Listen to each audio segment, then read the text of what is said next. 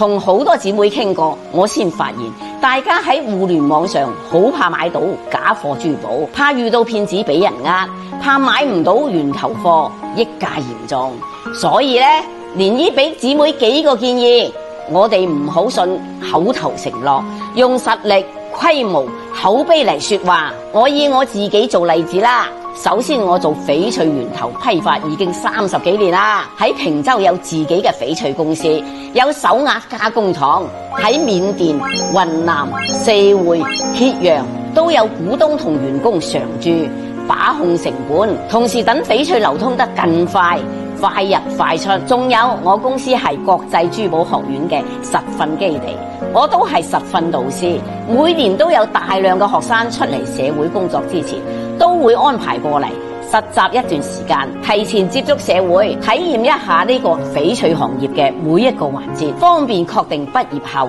選擇自己嘅工作同發展方向。遇到優秀、理念一致嘅學子，畢業之後都會翻嚟我公司發展，可以一直做得咁好，靠嘅係誠信、口碑。而家我做互聯網，幫各位姊妹揾翡翠，都一樣係以誠信同口碑越做越好。所以各位姊妹就俾我一次機會，就可以放心、安心咁買到令你滿意、性價比又高嘅翡翠啦。